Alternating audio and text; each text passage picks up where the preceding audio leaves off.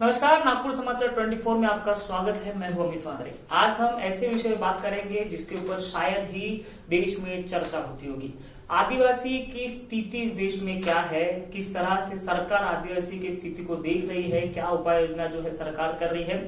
शायद आपने कई बड़े बड़े चैनल में जो है आदिवासी के ऊपर एक भी डिबेट नहीं देखी होगी, लेकिन एक विषय ये भी है कि आदिवासी इस देश में एग्जिस्ट करता है और उनकी जो स्थिति है उसके ऊपर सरकार ने विचार करने की जरूरत है और उसके ऊपर जो है नए नए योजना लाने की जरूरत है। इसी विषय पर बात करने के लिए हमारे साथ बिरसा ब्रिगेड के राष्ट्रीय अध्यक्ष सतीश पेंदाम जी है, जो पूरे देश में घूम रहे हैं, आदिवासी को जागरूक कर रहे हैं, आदिवासी की जो स्थिति है उसके ऊपर लड़ाई लड़ रहे हैं, लगातार सरकार को जो है आदिवासी की स्थिति बताकर उनके ऊपर उपाय करने की बात कर रहे हैं। हमारे साथ सतीश पेंदाम जी है। सर, स्वागत है आपका बहुत बहुत।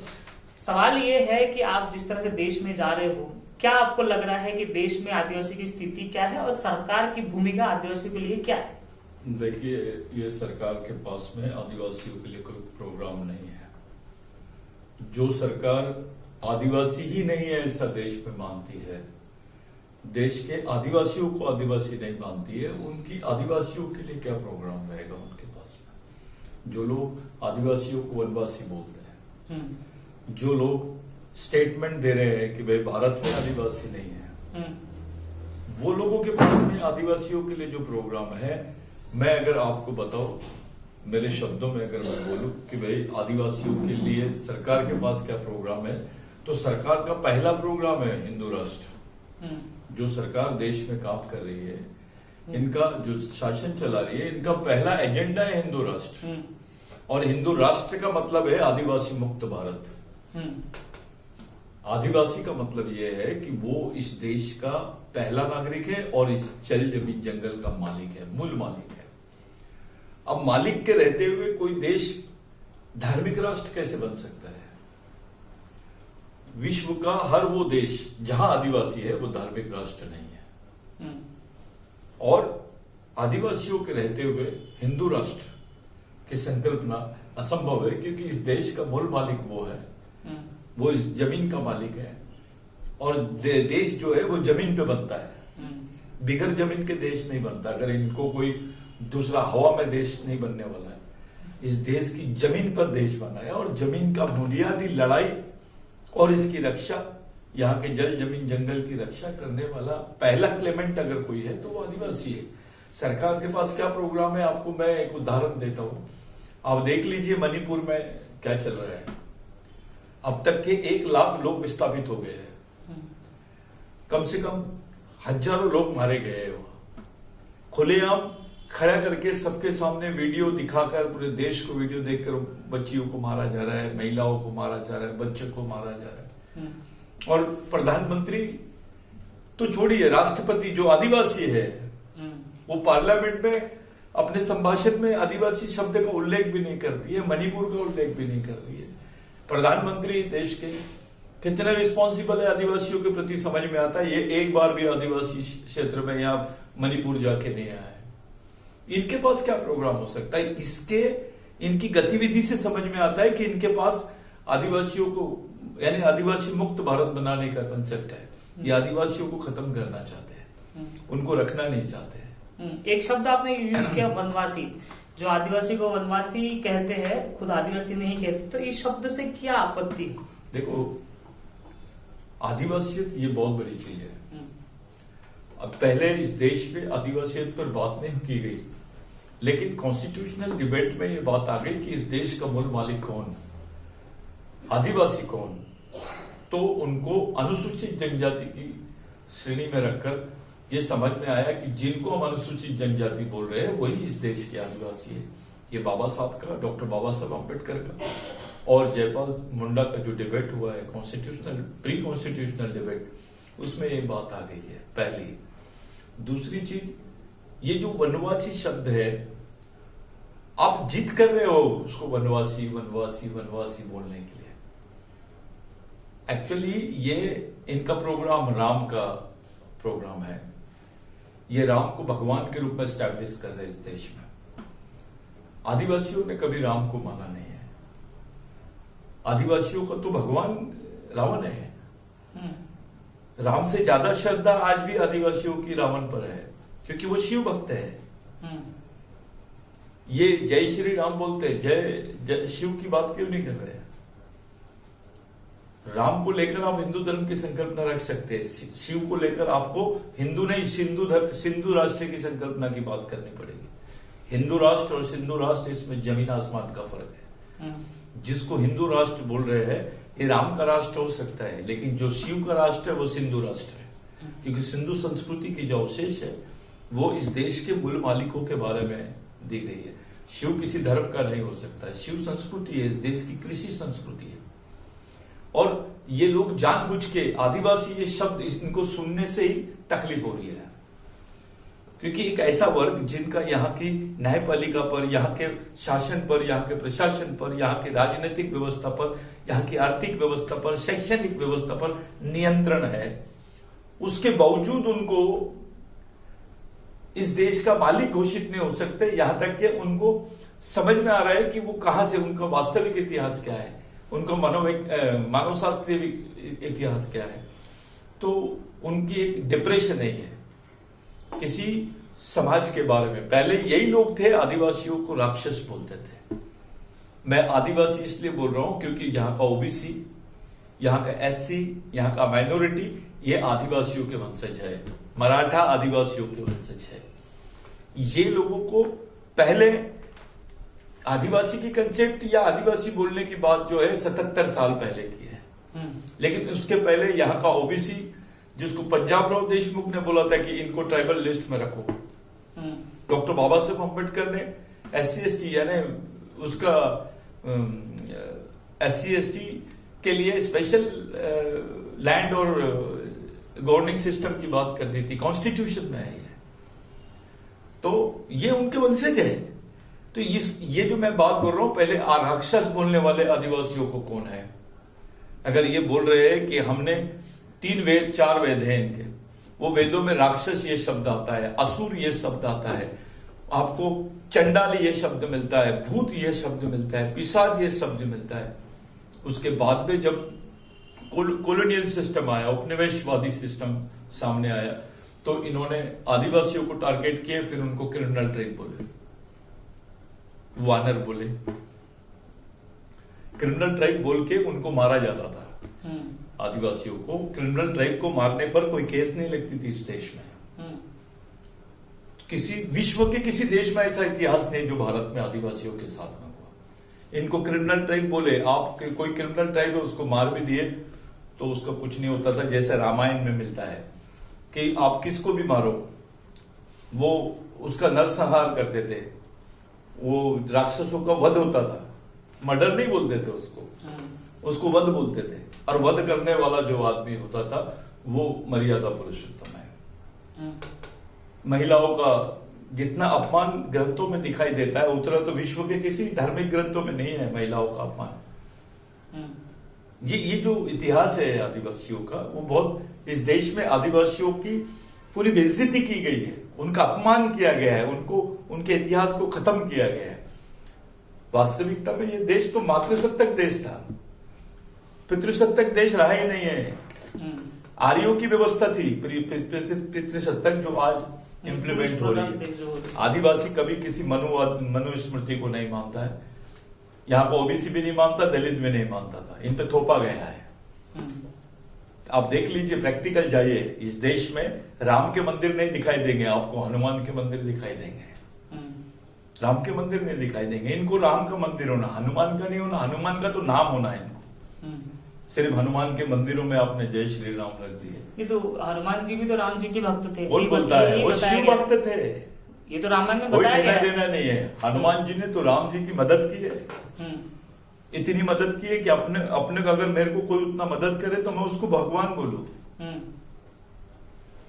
तो यहाँ तो मैं आपके भाई को जिंदा कर रहा हूँ, मैं आपके लिए लड़ रहा हूँ, अपने लोगों को आपके लिए मरवा रहा हूँ।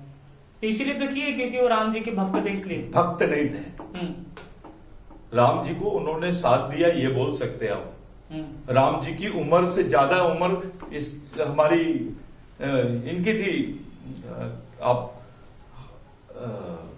जो हमारी माता थी शबरी माता, उनकी राम जी से ज्यादा उम्र थी, वो डॉक्टर थी, आयुर्वेदाचार्य थी वो उसने तो राम जी का इलाज करी, बेरों से इलाज होता था। कोरोना काल में आपको क्या चाहिए था?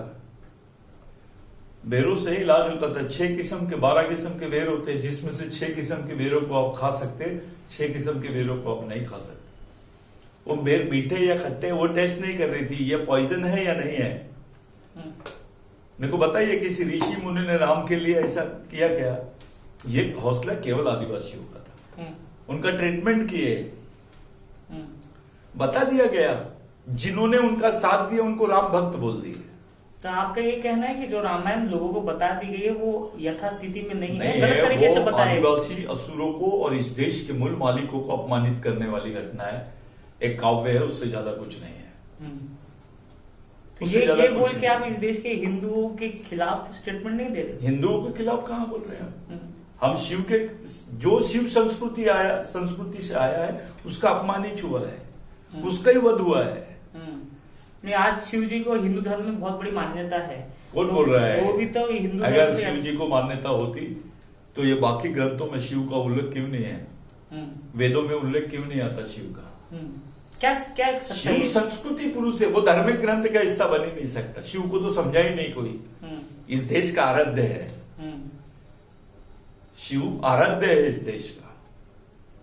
शिव का अपमान वर्ल्ड में किसी देश में नहीं हुआ, इतना अपमान इस देश में शिव का हुआ है। आप जाके मध्य प्रदेश का खजुराहो का मंदिर देख लीजिए आप, उसके मंदिर पर पूरे नंगे नंगे पोस्टर्स लगाए गए हैं, वो मूर्तियां लगाई गई है और वहां भगवान शिव का लिंग पिंड है। बाहर से आने वाला व्यक्ति देखता है ऐसी प्रतिमा या ऐसा मंदिर और उसमें भगवान शिव की प्रतिमा, इतना अपमान किसी विश्व के किसी देश में होता? अगर सही में इस देश में शिव के प्रति इनमें थोड़ा भी सम्मान होता तो वो वहां से वो मूर्तियां निकाल लेते, उसको एक सिंबल ऑफ वो जो भी रखना होता रख लेना था। लेकिन शिव को उसके साथ जोड़कर अपमानित किए। शिव का अपमान तो हर जगह हुआ है। शिव का चित्र भी इन्होंने ऐसे ही बनाया है। शिव का पहनावा आदिवासी पहनावा है। शिव का त्रिशूल, वो नंदी, पानी, सांप, ये सब तो कृषि के प्रतीक है। इस देश में कृषि का निर्माण करने वाली महिला है, पुरुष नहीं है। आदिवासी शिव की मां को मानते हैं, शिव के आराध्य को मानते हैं, शिव के पूर्वजों को मानते हैं आदिवासी। तो ये इतिहास है इस देश का। और आदिवासियों ने कभी किसी पे आक्रमण नहीं किया। संघर्ष करते हैं हमेशा अपने अधिकारों के लिए, अपनी सुरक्षा के लिए, अपने अस्तित्व के लिए। क्यों संघर्ष करने की जरूरत पड़ गई? क्यों वो जो है आज मेन स्ट्रीम में नहीं आ पा रहे? किनकी जमीन पर देश चल रहा है? किनकी जमीनों पर इन्होंने बड़े बड़े प्रोजेक्ट बनाए? किनके जमीन जंगलों के अधिकारों को इन्होंने छीना है? पूरे कोल माइंस कहां पर है? पूरी माइनिंग कौन से क्षेत्र में हो रही है?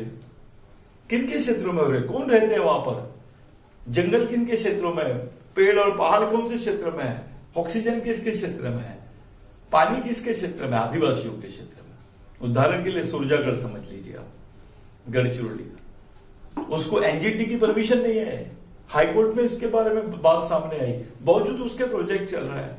वहां के आदिवासी बच्चों को लंग्स कैंसर तक के हो रहे हैं।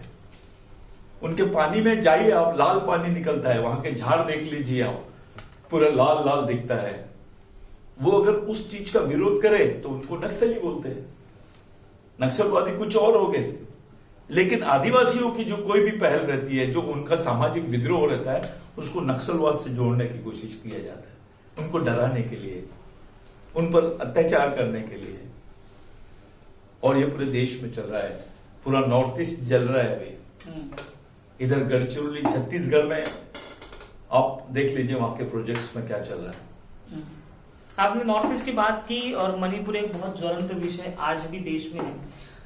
लेकिन इस पे जो है देश के राष्ट्रपति खुद आदिवासी समुदाय से आते हैं, लेकिन उन्होंने अपने जो राष्ट्रपति अभिभाषण हुआ राष्ट्रपति का, उसमें मणिपुर का शब्द नहीं आया, ना ही देश के प्रधानमंत्री इसके ऊपर कुछ बोलते हैं। ये जो मणिपुर जल रहा है, इतने साल भर हो गया से ज्यादा हो गया, क्या कारण आपको लगता है कि मणिपुर जल रहा है? उसका क्या रीजन हो सकता है? जल नहीं रहा है, मणिपुर को जला रहे हैं।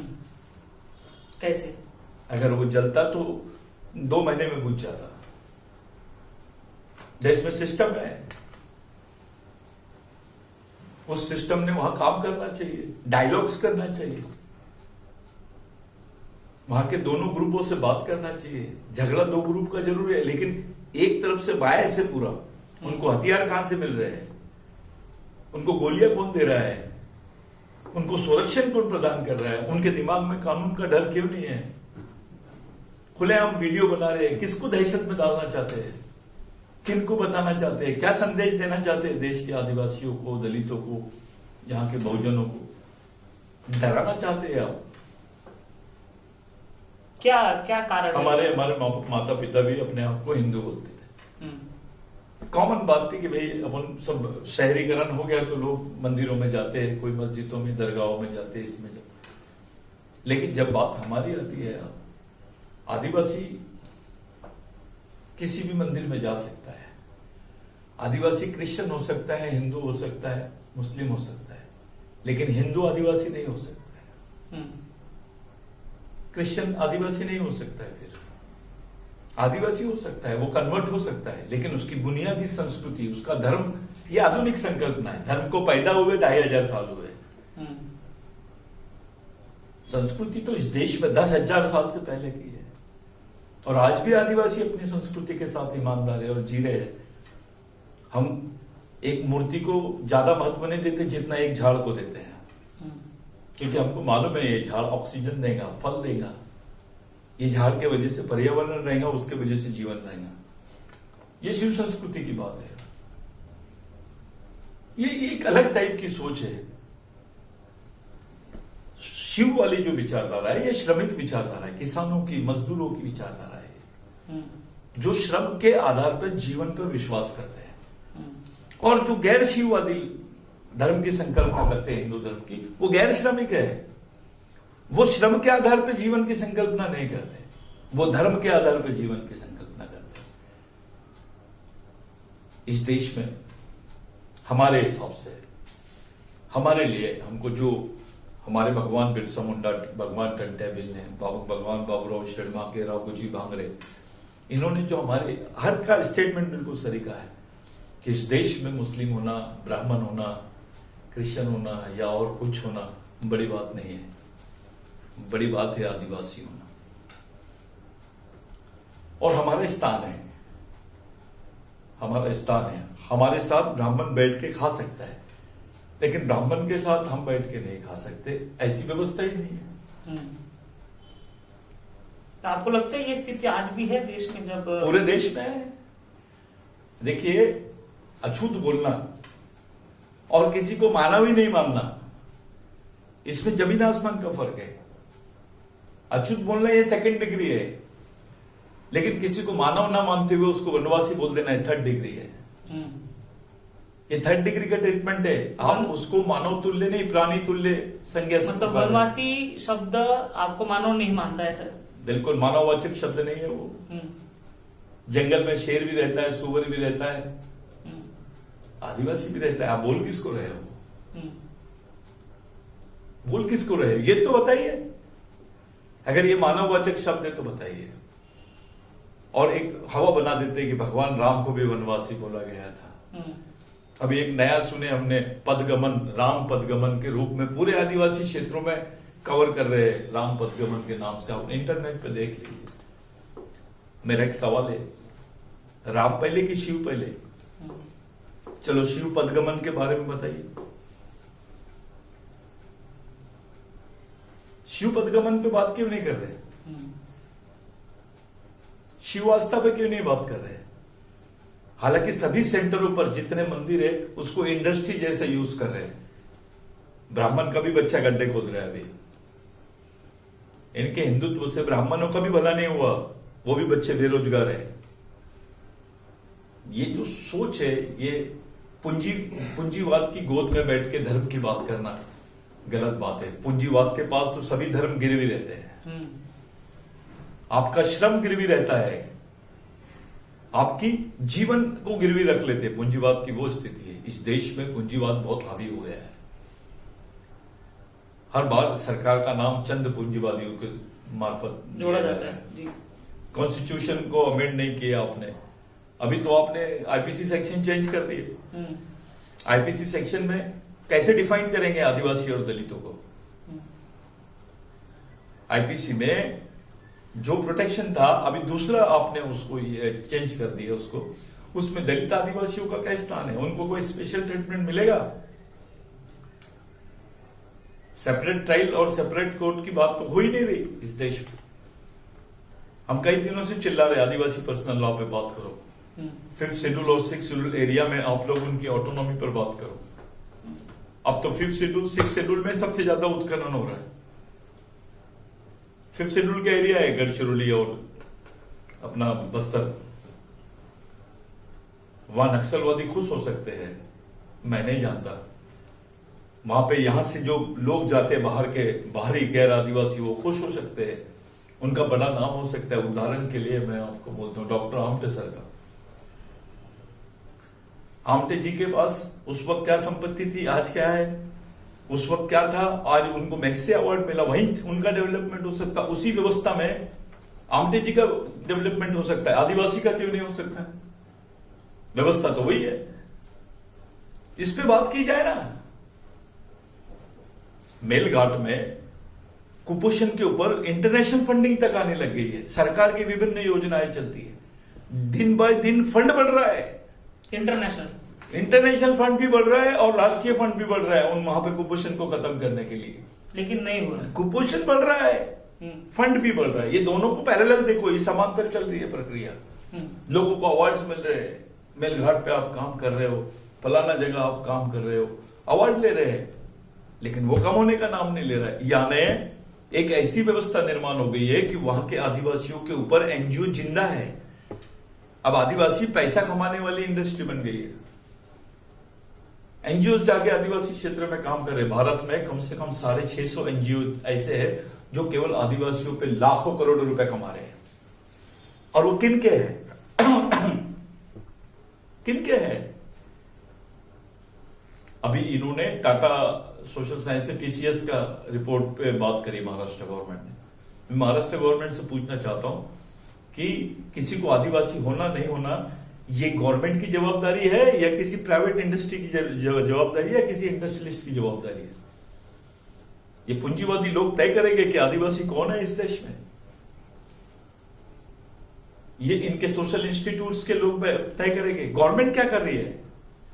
गवर्नमेंट के अपने इंस्टीट्यूशंस कहां है? सुप्रीम कोर्ट ने 2010-2011 में बोला कि आदिवासी इस देश के मूल मालिक है, नंदाबाई भील के जजमेंट में। हम लोग थे उस जजमेंट को हम लोगों ने, बिरसा ब्रिगेड ने लड़ा उसको। नंदाबाई भील के जजमेंट में स्पष्ट शब्दों में सुप्रीम कोर्ट ने बोला they are the owner of country, they are the first citizens of country. लेकिन भारत सरकार ने अभी तक यूएनओ में नहीं बोली कि भारत में आदिवासी रहते हैं करके। दोनों चीजें देखो। नहीं, भारत सरकार ने तो कहा कि भारत में सभी समुदाय आदिवासी है, यूएन ने। ये नया शोध करिए भारत में। ये गैर, अगर ऐसा रहता तो सुप्रीम कोर्ट क्यों नहीं बोला? डॉक्टर अंबेडकर ने या जयपाल मुंडा ने या जय छट्टन ने क्या क्या बोला है? विश्व के सभी देश मानते हैं कि भारत के आदिवासी मूल मालिक है। भारत के लोग क्यों नहीं मान रहे? क्यों नहीं मान रहे? क्या बात है? आदिवासियों को आदिवासी बोलने से किस बात का खतरा है इस देश में? वो जानते हैं कि हिंदू राष्ट्र की संकल्पना खड़ी नहीं हो सकती है जब तक कि आदिवासी शब्द इस देश में रहेगा। ये देश धार्मिक देश नहीं है, सांस्कृतिक देश है। ये यहां धर्म छोटी चीज थी, संस्कृति बहुत बड़ी चीज है। मतलब सरकार आदिवासी कहेंगी तो देश हिंदू राष्ट्र नहीं बनेगा? बिल्कुल नहीं कह सकते। मालिक डिक्लेयर हो जाता। पहले कौन? आदिवासी। आदिवासी। अब तुम आदिवासी को हिंदू बोलेंगे क्या? तो ये गुस्सा क्यों होता है जब आदिवासी को हिंदू? नफरत है ये क्यों होता है? ये एक बहुत पहले काल से, आर्यों के काल, आर्य ने जब आक्रमण किए आदिवासियों पर, उनको लूटा, उनको छिन्न भिन्न कर डाला। इसका इतिहास है, मैं नहीं बोल रहा, जॉन मार्शल ने बोला है। जितने इतिहासकार आए भारत में वो फॉरेनर्स भी थे, अभी भारत के कुछ छोट भैये इतिहासकार लिखने लग गए, वो बताने लग गए कुछ अलग टाइप का इतिहास। वो डरते हैं आदिवासियों को आदिवासी बोलने से। मोहनजोदारो हड़प्पा के सिल और वहां की संस्कृति, वहां पे जो अवशेष मिले, किनके घरों में है ये? आदिवासियों के ही घरों में है। एक सवाल, क्योंकि आपने इस पूरे चर्चा में शिव जी का एक नाम लिया, और हाल ही 2 दिन पहले राहुल गांधी जी ने पार्लियामेंट में शिव जी की तस्वीर जो है लगाई है और कहा है कि शिव जी शांति का प्रतीक थे। हिंदू धर्म में शिव जी को शांति का प्रतीक माना गया, ऐसा उन्होंने कहा है। शिव जी कहते हैं कि हिंसा मत करो, ऐसा उनका पूरा स्टेटमेंट है। किस तरह से आप देखते हैं? हमारे लैंग्वेज में एक शब्द है, गोंडी लैंग्वेज में, मादाओ, जाने हमारा बड़ा भाई, दाऊ दाई, बाप भी बोलते हैं। आदिवासी शब्दों में मादाओ, यही महादेव बना गया। हर हर महादेव। हमारे यहाँ एक कहावत थी गोंडी भाषा में, हिरबान और हेर मादाओ, हर हिरबा उसकी मां का नाम, और वो उसका बेटा, इसलिए हमारा दाऊ। हर हर महादेव। हर हर बोलने से कोई हर हर ऐसा शब्द नहीं है, इसका संबंध कोई हरि से नहीं है। ये पूरा आदिवासी शब्द है। आप मराठाओं में जाओ, तेली, कुंबी, मारी, किसी में भी जाओ, 50 साल 60 साल पहले देखिए, सब हर हर महादेव बोलते थे। जय श्री राम कहां सुनते थे आप? जहां राम कथा होती थी, कुछ होते थे, उसका प्रचार हो गया। हर हर महादेव तो सभी बोलते थे। रामायण में रावण बोलते थे। महादेव क्यों है ये इसके हर जगह अवशेष क्यों है? पूरे मध्य भारत, मध्य खंड में, विश्व के मध्य खंड में तुमको महादेव के अवशेष दिखते हैं। राम के कोई अवशेष वगैरह नहीं है। प्रैक्टिकल जाइए गांव खेड़ों में, आपको हनुमान जी को मानने वाले लोग ज्यादा मिलेंगे, राम जी को नहीं। आपने जय श्री राम भी लिख दिया तो उनको राम जी से कोई लेना देना नहीं है। आपने स्टैब्लिश किया, इस देश में भगवान पैदा करने की भी एक कंसेप्ट शुरू है। बिरसा मुंडा ने बोला कि जो ब्राह्मणवाद है, मैं ब्राह्मणों को नहीं बोल रहा हूं, ब्राह्मणवाद एक सोच, ये भगवान के बाप का नाम है। इस देश में भगवान से ज्यादा सम्मान और सुविधाएं ब्राह्मणों को मिली है। इतिहास गवाह है इसका। ये सही है क्या? और जो जिस तरीके से हिंदू धर्म या बाकी हिंदुत्व का और बाकी सब चीजों का गाजा बाजा कर रहे हैं, आप जो बियर बार के सामने ब्राह्मण चौकीदारी कर रहे हैं, उसके प्रति कौन जवाबदार है? बड़े बड़े संगठन चला रहे, समाज पे दावा कर रहे हैं कि हम हिंदू धर्म का प्रतिनिधित्व कर रहे हैं, उनके बारे में क्या प्रोग्राम है आपके पास? चलो आदिवासी का मत करो, उनको मारी डालो आप, वो भी तो जिंदा रहने की लड़ाई लड़ रहे हैं ना। उनके लिए आपके पास में प्रोग्राम नहीं है। जो पहला सिस्टम का पहला आदमी माना जाए, तो फिर दलित है, ओबीसी है, बाकी लोगों के लिए क्या प्रोग्राम होना आपके पास?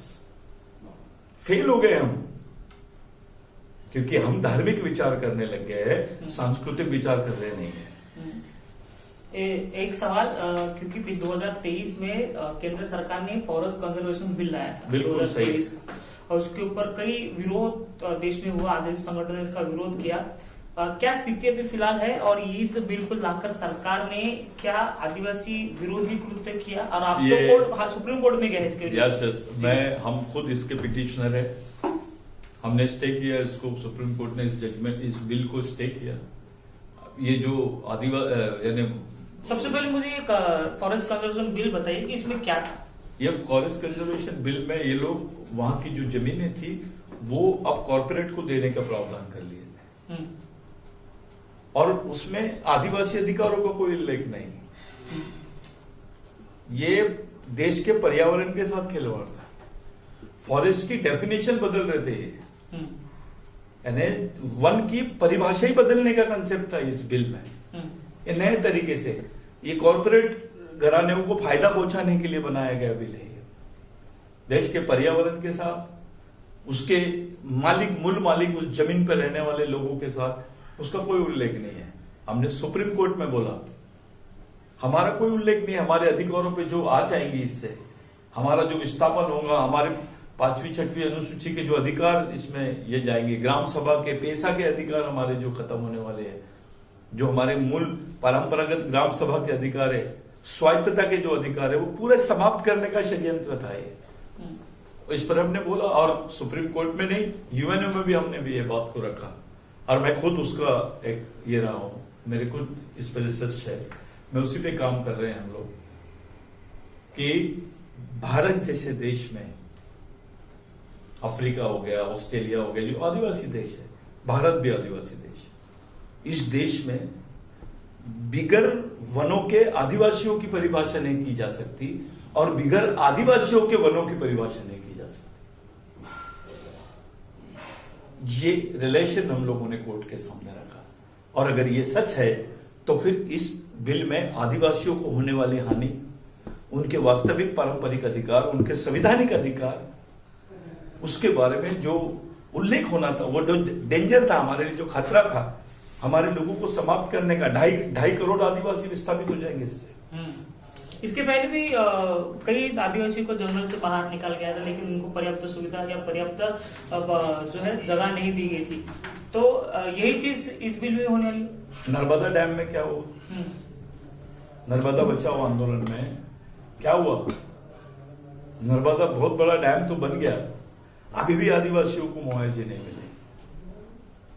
बफर जोन डिक्लेयर करते, वहां से आदिवासियों को भगाते, उनको मुआवजे नहीं मिलते, क्योंकि ये बोलते तुम्हारे पास वो परंपरागत अधिकार की वजह से था, तुम इसके ओनर नहीं हो।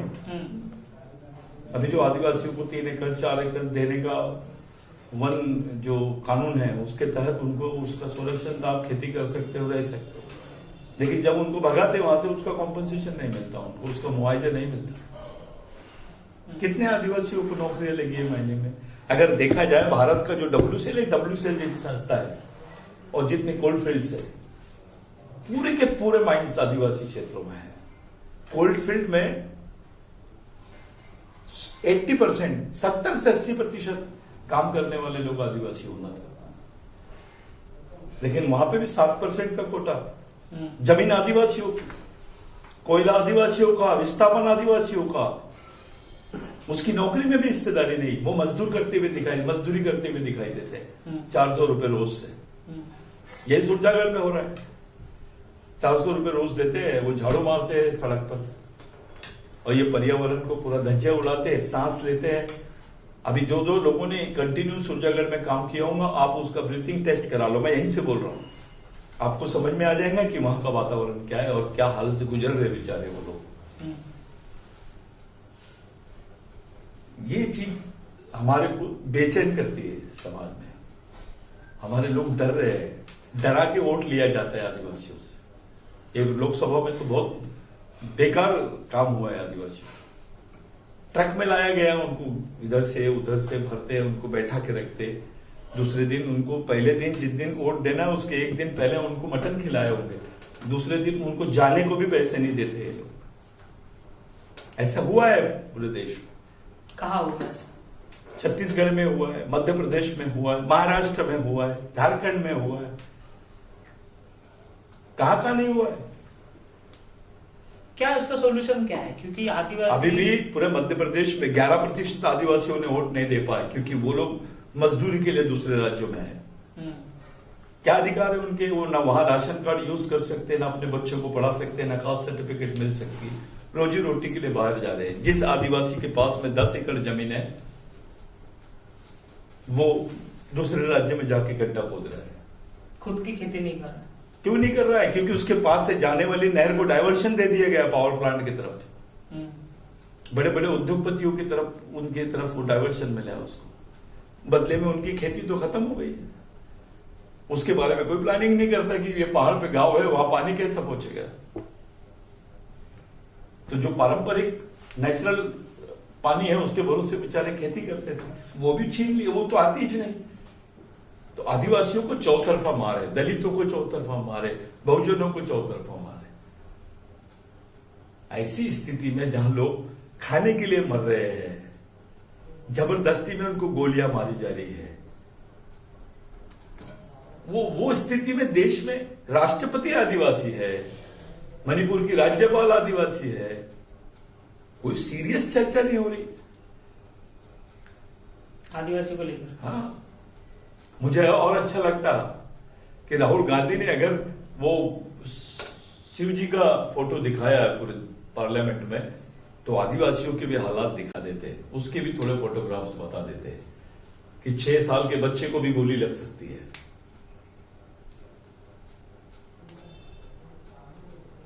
ये तो मैं आपको शुरू से ही, यानी हमको समझ में नहीं आ रहा, इतना तकलीफों में किसी देश में आदिवासी नहीं होंगे जो भारत में अभी वर्तमान में। क्या क्या उपाय योजना हो सकती है, क्या करके जो है मेन स्ट्रीम में आदिवासी को लाया जा सकता है? मैं आपकी पहचान के साथ, आपके सामाजिक सांस्कृतिक सम्मान के साथ आपकी भलाई सोचूं निष्पक्ष मन से, तभी संभव है। जो व्यवस्था में बैठे हुए लोग हैं उनका मन पवित्र होना चाहिए आदिवासियों के प्रति, क्योंकि वो ज्यादा केयर चाहते हैं। वो आईसीयू के हकदार है, अभी एक्स्ट्राऑर्डिनरी ट्रीटमेंट के हकदार है आदिवासी। उनके तरफ सामान्य रूप से देखने के नजरिए को आप नहीं समझ सकते। उनकी वेदनाओं को समझने वाला दिल, उनको वेदनाओं को समझने वाला दिमाग और उनकी वेदनाओं के लिए सॉल्यूशन निकालने वाला दिमाग इस सरकार के पास में नहीं है अभी फिलहाल। मैं इसका मतलब ये नहीं कि बीजेपी खराब है और कांग्रेस बहुत अच्छी है, ये भी नहीं बोल रहा मैं। उनके प्रश्नों को समझकर उनके प्रश्नों पर हल निकालने वाली जो सोच है, वो सोच पे बात होनी चाहिए, उस विचारों का सम्मान होना चाहिए इस देश में। ये आपकी 7 तारीख को जो है राष्ट्रीय अभियान है, कार्यकर्ता मेळावा है, क्या उसमें होने वाला है और किस तरह से आप जो है अभी ये जो 7 तारीख का हमारा प्रोग्राम है, हमारे जो सिलेक्टेड कैडर्स होते हैं, जो कोर बॉडी के कैडर्स होते हैं या कुछ सिलेक्टेड लोग, उनकी उपस्थिति में एक जनरल मीटिंग हो रही है। वो मीटिंग में हम लोग कुछ विषयों को लेकर थोड़ी चर्चा करेंगे। खास बात यह है कि महाराष्ट्र में अभी इलेक्शंस होने हैं। महाराष्ट्र की 288 में से 106 सीटों पर आदिवासियों का बहुत अच्छा हस्तक्षेप है। हमारे 40,000 से ऊपर वोट है, 30,000 से ऊपर वोट है। 108 कॉन्स्टिट्यूंसी में 108 कॉन्स्टिट्यूंसी यानी 108 विधानसभा क्षेत्र में हम लोग 30,000 से ऊपर हमारे वोटिंग है। और कुछ एरिया तो ऐसी है वहां हमारे 30-35% वोटर है हमारे, यानी टोटल वोट का 20-22% के ऊपर वोट हमारा है। अभी वर्तमान लोकसभा जो विदर्भ में चुनाव हुए उसमें केवल आदिवासी की वजह से ये सीटें निकाली है कांग्रेस ने। ये आदिवासी का वोट डाइवर्शन हुआ था आरएसएस की तरफ, बीजेपी आरएसएस की तरफ, तो बीजेपी जीती थी। इस बार मिशन की ताकत ने, हमारे मूवमेंट की ताकत ने पूरी ताकत झोंक कर उसको डाइवर्शन दिया। आज आदिवासी की वजह से पूरा, चाहे आप कोई भी सीट पे बात कर लीजिए, गोंदिया में 2,22,000 आदिवासी है, गढ़चिरौली में तो बोले ही मत आप, 50% 60% के ऊपर आदिवासी है। चंद्रपुर में करीब 3.5-4 लाख आदिवासी है वोटर। फिर यवतमाल में आइए आप, 3,22,000 आदिवासी वोटर है। फिर आप मेलघाट अमरावती में चलिए, 2,90,000 आदिवासी वोटर्स। ये वोट के भरोसे कांग्रेस और ये गठबंधन जीता है। कुछ नेताओं को मैंने देखा, भाई क्रेडिट लेते हैं, हम लोग मेहनत किए, ये किए। कभी आदिवासी को भी धन्यवाद बोलो, उनके संगठन को धन्यवाद बोलो। क्रेडिट नहीं मिला। ये जितनी क्रेडिट आदिवासियों को देनी चाहिए उस पर तो चर्चा भी नहीं करे इन्होंने। अगर आदिवासियों को थोड़ा हटा दो कांग्रेस के पास से, या ये जो इंडिया गठबंधन है उसके पास से आदिवासियों को हटा दो, फिर देखिए इनके हालात क्या होते हैं। कितने सीट हारते आप देखिए, जितने जीते उतने ही हारेंगे। ये प्रैक्टिकल है। अभी उधर सह्याद्री बेल्ट में, पश्चिम महाराष्ट्र में जो आदिवासी बेल्ट है, वहां से आपको इंडिया गठबंधन की सीटें ज्यादा जीती है, चाहे पवार साहब की रहे, चाहे कांग्रेस की रहे या उद्धव जी की रहे। आदिवासियों ने ईमानदारी से वोट किया, हमारा कैडर गया, जमीन पे गया, काम किया। अब हम थोड़ा सोच रहे हैं कि क्या किया जाए। कांग्रेस का जाए कि फिर वापस बीजेपी को एक बार समर्थन दे? नहीं, बीजेपी को तो समर्थन नहीं दिया हमने अभी तक। हमने जहां न्यूट्रल हुए उसका पूरा फायदा बीजेपी को मिला। लेकिन अब जब भी एक्टिव रहे, कम से कम हमारा बिरसा ब्रिगेड का मिशन, आदिवासी बचाओ आंदोलन, आदिवासी विचार मंच, हमारे जो संगठन है वो जिस तरीके से एक्टिव रहे हैं, वो उसका फायदा इनको, कांग्रेस को और बाकी उनके सहयोगी दलों को मिला है। लेकिन इस बार हम लोग सोच रहे हैं, मास्टर प्लान पे हम लोग काम कर रहे हैं। जिनको कुछ भी नहीं है, जिनका बेस नहीं है, वो लोग बातें कर रहे हैं, उनको पॉलिटिकल महत्व मिलता है। नहीं, हमारे मूवमेंट का तो बहुत बड़ा बेस है। सिर्फ हमारे यहाँ पार्टी नाम की चीज नहीं है, संगठन और कैडर नाम का तो बहुत बड़ा हमारा ही है। पार्टी बनाओगे? नहीं, अभी उस पर बात नहीं करेंगे। आपने इलेक्शन के पहले राज्यसभा की सीट भी मांगी थी बिरसा ब्रिगेड ने, उसके ऊपर कांग्रेस ने कोई विचार नहीं किया? सोचा ही नहीं, हमने उस पर कोई प्रतिक्रिया नहीं दी क्योंकि समय सेंसिटिव था। हमने अपनी, यानी जिसको आप शालीनता का परिचय दिया, शांति से। हम अभी बहुत डीपली सोच रहे हैं इस पर। विधानसभा चुनाव में? विधानसभा में हमारी भूमिका हो, क्योंकि ये जो 4 स्टेट्स के चुनाव है अभी, उसमें 3 स्टेट्स आदिवासी प्रभुत्व है, झारखंड, महाराष्ट्र, और 2 जो राज्य है वो राज्यों में भी आदिवासियों का बहुत अच्छा खासा ये है। तो ये आदिवासी बेस्ड इलेक्शन होगा ये विधानसभा, क्योंकि लोकसभा में जो रिजल्ट दिखा आपको, उसकी जो इफेक्ट है आपको यहाँ की विधानसभा में दिखेगा। लेकिन अगर आदिवासी ने ईमानदारी से साथ नहीं दिया इनका, और आदिवासी नाराज हो गया, तो इंडिया गठबंधन के पास कुछ नहीं है। तो ये आप चेतावनी है इंडिया गठबंधन को कि आदिवासी के ऊपर सोचे? इसमें चेतावनी क्या है, ये तो फैक्ट है। अगर मैं सच बोल रहा हूं तो ये चेतावनी हो गई। लोग बड़ा चला के बताते हैं, हमने ऐसा कर दिया, हमने वैसा कर दिया, हमने वैसा कर दिया, वो चेतावनी नहीं है। मैं तो साफ प्रैक्टिकल बोल रहा हूं कि आदिवासी नाराज हो गए, आपका घाटा हो जाएगा। खुश है और आपके साथ खड़े, आपका फायदा है। आदिवासी बीजेपी के साथ हमको क्रेडिट क्यों नहीं मिलता? आदिवासी बीजेपी के साथ क्यों नहीं जाना चाहता? कांग्रेस से क्यों अपेक्षा करके बैठा है? अपेक्षा नहीं किया है कांग्रेस से, ये ऑप्शन नहीं है आदिवासियों के पास में।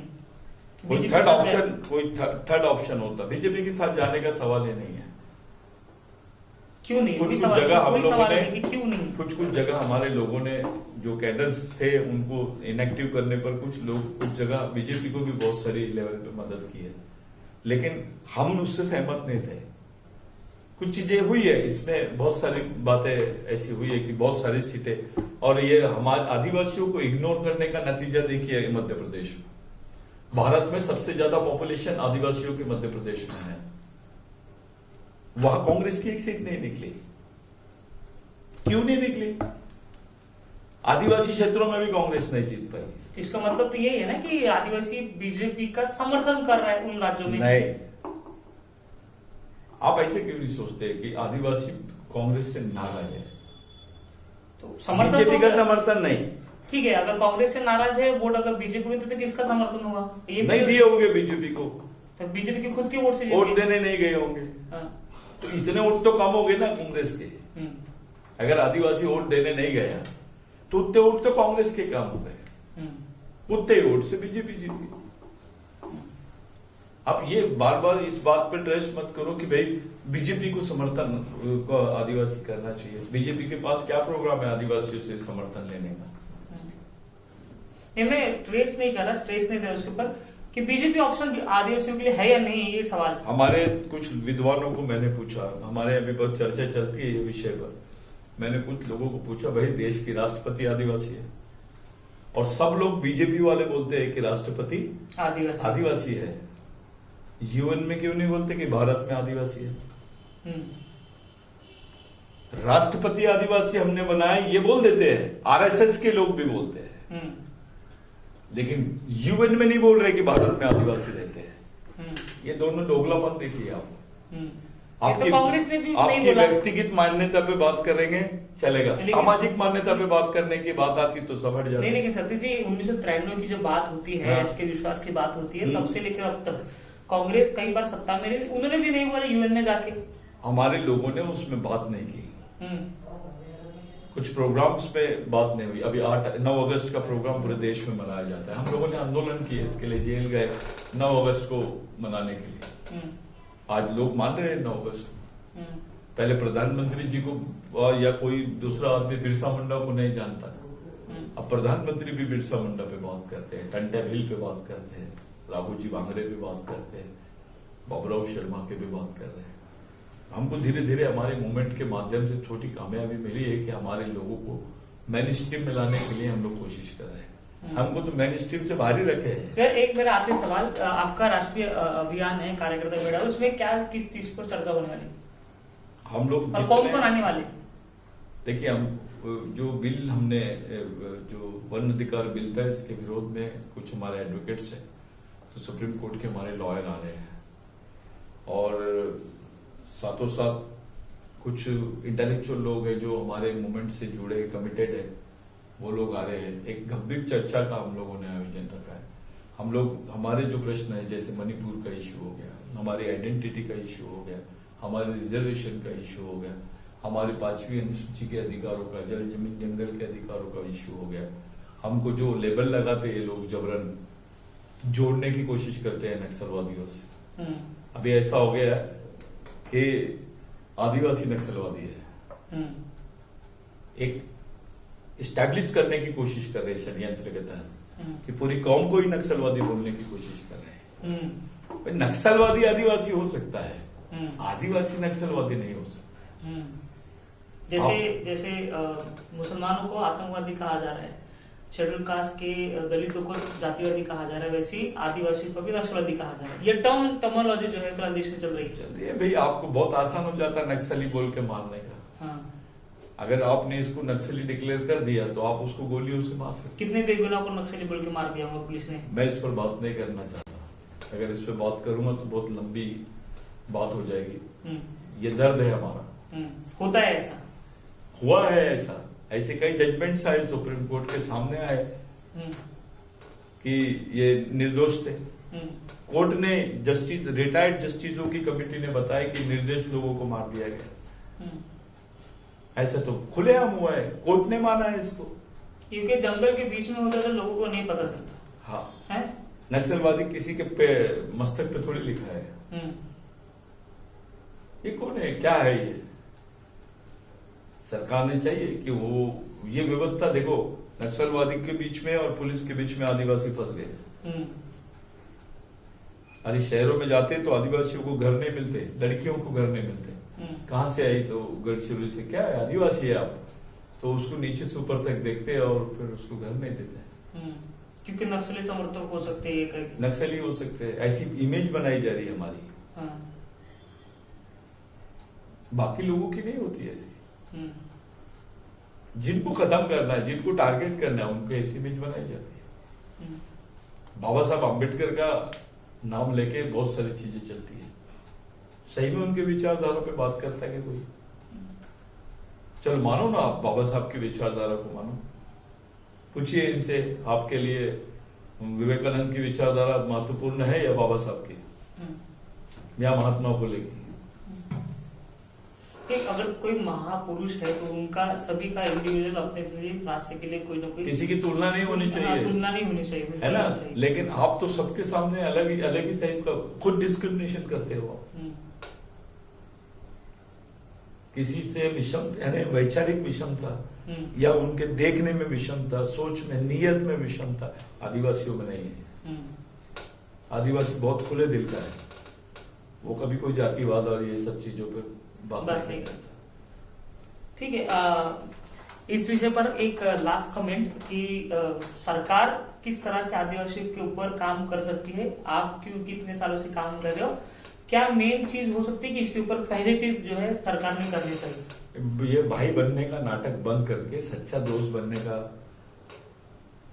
अगर प्रयास करेंगे, भाई बन के उसके घर में बैठ के खाना खाकर, उसको जनेऊ पहनाकर या उसको अपने साथ में बिठाकर आप उसको उनके बीच में घुसकर जो बात करने की कोशिश करिए, बनावटी चीजें जो होती है, अगर ये बंद करके उसका एक दोस्त साथी अपने जैसा एक भाई अगर समझ के उसके बारे में सोच लेंगे तो शायद कोई रास्ता निकल जाएगा। क्योंकि आदिवासियों पे तो सर्वे ही नहीं हुआ उनके इकोनॉमी पर। SC/ST कमीशन की रिपोर्ट्स पे बात नहीं होती है पार्लियामेंट में। तो ये तो जिम्मेदार उनकी है जो आदिवासी जो होते हैं और जो जीत के जाते हैं रिजर्वेशन के ऊपर, उनने चर्चा करनी चाहिए। बिल्कुल करना चाहिए। क्यों नहीं करते? नहीं। तो पार्टी से बन जाते इसलिए। बिल्कुल नहीं करने देते, उनको बोलने नहीं देते।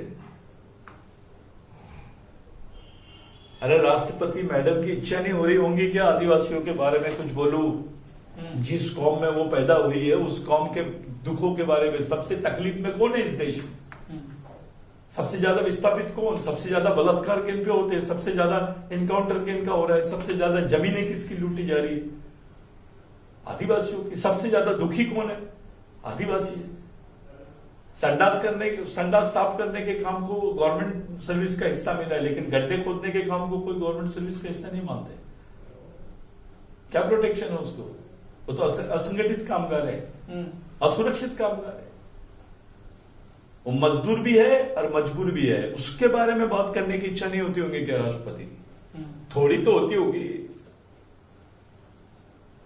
वो भी नहीं बोल पा रही है। वो ये दबाव ही है और दूसरी क्या चीज हो सकती है? जब राष्ट्रपति जैसी पद पर बैठने वाले व्यक्ति पे दबाव हो सकता है तो बाकी पदों की क्या बात है? छोटी चीज है वो। हमारा देश रह के इस देश का पहला आदमी आदिवासी, लेकिन इस देश की व्यवस्था का आखिरी आदमी आदिवासी बन गया है। ये दुख है हमारा। हम किसी धर्म से भेदभाव नहीं करते। हमको हिंदू बोल दिए तो हम इस देश के मालिक हो जाएंगे क्या? हमारी मालिकियत तो दे दो हमको। कौन शिव को नहीं जाता है? आदिवासी तो किसी भी मंदिर में जाते, पूजा करते, खाते पीते, सब करते, दरगाहों में जाते, चर्च में जाते, बेचारे जो भी दिखा तो उसको हाथ जोड़ लेते। ऐसे लोगों को भी तुम टारगेट करोगे? ठीक। तो आदिवासी की क्या स्थिति है देश में, क्या स्थिति हो सकती है, सरकार इनके ऊपर क्या उपाय योजना कर सकती है, इस विषय पर लेकर जो है सतीश पेंदाम जी जो राष्ट्रीय अध्यक्ष है बिरसा ब्रिगेड के, उनसे बात हुई है। इनका 7 जुलाई को नागपुर में एक राष्ट्रीय अभियान है, कार्यकर्ता मेला, जहां पर सरकार के भी कुछ प्रतिनिधि आएंगे और विपक्ष के कुछ प्रतिनिधि आएंगे जो आदिवासी के ऊपर चर्चा करेंगे और क्या स्थिति, क्या उपाय योजना जो है आदिवासी के ऊपर कर सकते हैं, इसके ऊपर जानकारी देंगे। वही आज सतीश पेंदाम जी ने जो आदिवासी के ऊपर जो भी घटनाएं हो रही है, क्या चीज की जा रही है, उसको लेकर जो है विभाग से चर्चा की है। उसके लिए बहुत बहुत शुक्रिया सर। आप नागपुर समाचार के लिए समय दिया, इसके लिए बहुत बहुत शुक्रिया। आप देख रहे हैं नागपुर समाचार 24। नमस्कार।